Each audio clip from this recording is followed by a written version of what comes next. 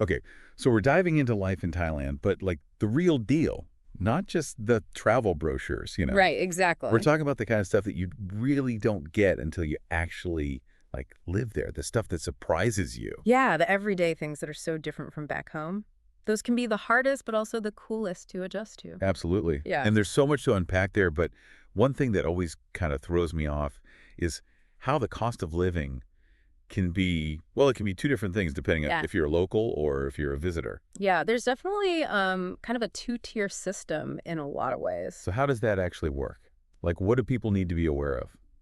It's really interesting. Think about it. You're at a market. Okay. You're looking for some amazing mango sticky rice. You might see two prices listed.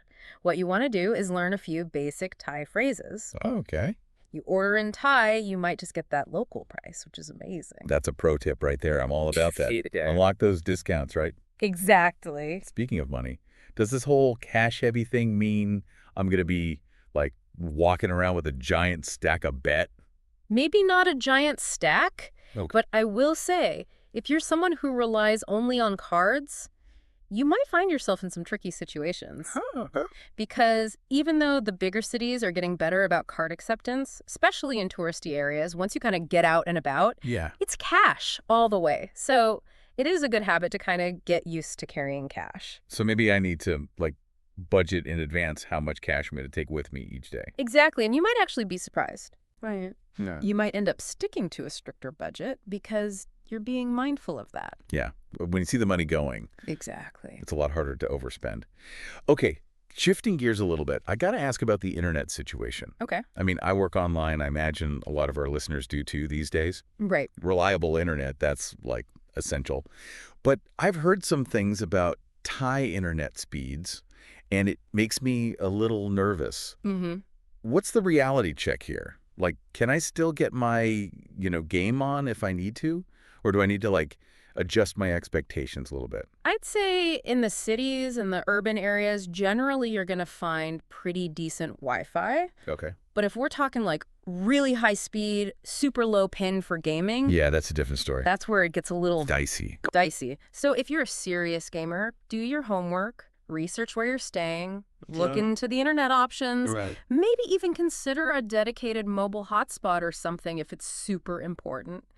Don't let lag ruin your game. That's a good point, yeah. Mm. Being able to, like, game on the go, that could be clutch. Right. Okay, so good internet might require a little extra effort. Got it. On a totally different note, let's talk about getting around. Okay. Because coming from a place where, let's be honest, people treat their cars like their family members. Right. This whole idea of embracing Thailand's public transportation system, it's kind of exciting. Tell me more about that. Oh, it's amazing.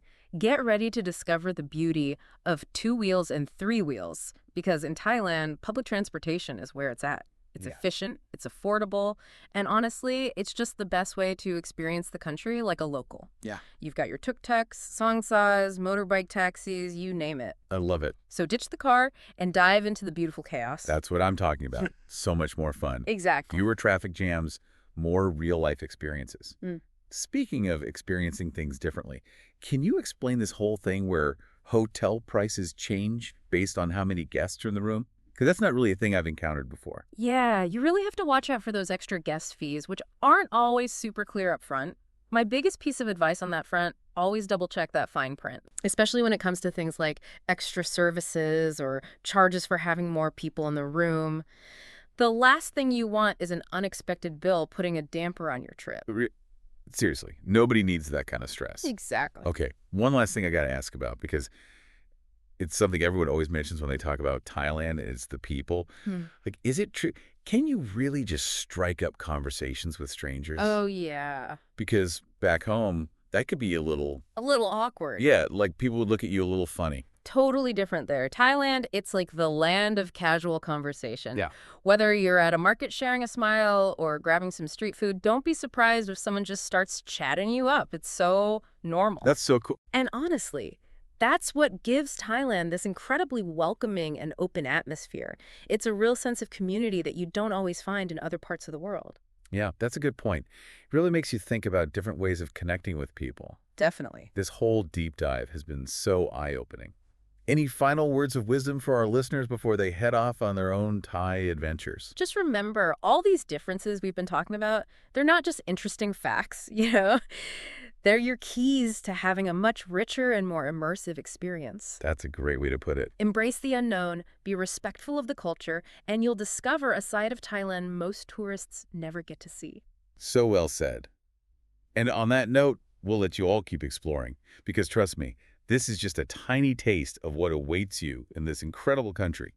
Until next time, happy diving, everyone.